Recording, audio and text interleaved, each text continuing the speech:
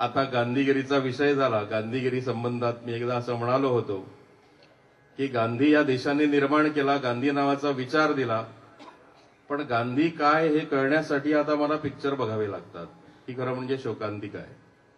म्हणून 4 ओळी त्याबद्दल अशा की राजघाटावर श्रद्धांजली देऊन सगळे बगळे पळाले, राजघाटावर श्रद्धांजली देऊन सगळे बगळे पळाले, महात्म्याचे सत्याचे प्रयोग सत्तेच्या उन्हात जळाले, नि थिएटरच्या गर्दीत घुसमटून कुणीतरी म्हणाले, गांधी किती ग्रेट होते हे मुन्नाभाईमुळे कळाले, गांधी किती ग्रेट होते हे मुन्नाभाईमुळे कळाले.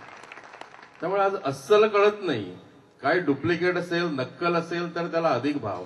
आता कोणी म्हणतात कोजागिरी म्हणजे लक्ष्मी येते आणि मग आपण जागत बसायचं आणि दार गुणाचं बंद दिसतं तर लक्ष्मी निघून जाते. पण हल्ली इतके खट लोक आहेत की लक्ष्मी जरी प्रत्यक्ष आत आली तरी बाई तू कोण म्हणून तिला विचारणार, तुझ्याकडे प्रूफ काय, काही सर्टिफिकेट आहे का.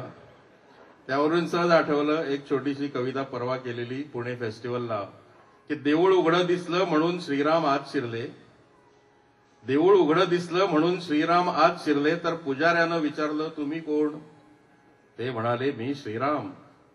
पुजारी म्हणाला बर्थ सर्टिफिकेट आहे, पुजारी म्हणाला बर्थ सर्टिफिकेट आहे. श्रीराम म्हणाले हे तू काय विचारतोयस. पुजारी म्हणाला कालच सरकारनं कोर्टात एफिडेव्हिट केलं आहे की तुमचा जन्मच झाला नव्हता, कालच सरकारनं कोर्टात एफिडेव्हिट केलंय की तुमचा जन्मच झाला नव्हता. श्रीराम म्हणाले हे तू मला विचारतोस, तुझा माझ्यावर विश्वास नाही. पुजारी म्हणाला विश्वासाचा प्रश्न नाही, विश्वासाचा प्रश्न नाही, पण सरकार काय सांगतं त्यावर विश्वास ठेवणं मला भाग आहे. कारण तुम्ही श्रीराम असाल पण इथे मात्र सर्वत्र रावणांचं राज्य आहे, इथे मात्र सर्वत्र रावणांचं राज्य आहे. त्यातली एक कविता म्हणजे आईसोबत.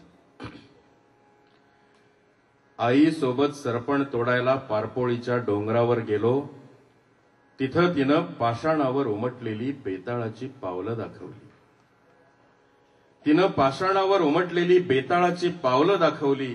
पुढं गेल्यावर गुंजीचं एक झाड भेटलं, झाडाखाली लाल भडक गुंजांचा सडा पडला होता आणि आईचं कुंकू कपाळावरून निथळून टपटप खाली पडत होतं. चालता चालता करवंदीच्या काट्यानं आईचं लुगडं खसकन खेचलं. मी चिडून घपकन कोयतीचा घाव हाणला तर आई कळवळून म्हणाली, काट्याचा नसतो रे गुन्हा, आपणच चालायचं असतं सांभाळून, काट्याचा नसतो रे गुन्हा, आपणच चालायचं असतं सांभाळून. मग पुढे गेल्यावर एक अजस्त्र कमान दिसली, त्याकडे बोट दाखवत आई म्हणाली हा कदंबांचा राजवाडा, पण काळानं खाऊन टाकला. लोक म्हणतात आम्ही त्या कदंब कुळाचे वारस आहोत. आणखी पुढे गेल्यावर काही झाडं, तिकडे बोट दाखवत आई म्हणाली ही शमीची झाडं. पांडव वनवासात गेले त्यावेळी म्हणे आपली शस्त्र त्यांनी याच झाडांवर ठेवली होती. नि मग आई पदर खोचून घपाघप घाव घालीत सरपण तोडू लागली. मीही करवंद खात पाखरांचा चिवचिवाट ऐकत बसून राहिलो. आईनं मोळी बांधली, मी हात दिला, तिनं मोळी खांद्यावर घेतली आणि आम्ही दोघं पारपोळीचा घाट उतरू लागलो. उतरत असताना आईचं लक्ष होतं केवळ पायाखालच्या वाटेवर, उतरत असताना आईचं लक्ष होतं केवळ पायाखालच्या वाटेवर. आणि तिच्या मागोमाग मी ठेवून आल्यागत शब्दांची शस्त्र शमीच्या झाडावर, ठेवून आल्यागत शब्दांची शस्त्र शमीच्या झाडावर. आणि ही एक कविता धालो, पण धालो कसल्या, शिशिर आता सुरू होणार आहे. या आहेत पानगळीच्या धालो. धालो बाये धालो गे, पानगळीच्या धालो गे, झाडा पेडा नागडी करीत शिंदळ वारो आलो गे, शिंदळ वारो आलो गे, वारो आलो वारो गे, पिऊन थोडो सोरो गे, वारो आलो वारो गे, पिऊन थोडो सोरोगे. थंडी मधी कुड कुड फातोडेचा पारोगे. फातोडेचा पारोगे. पारो बाये पारोगे.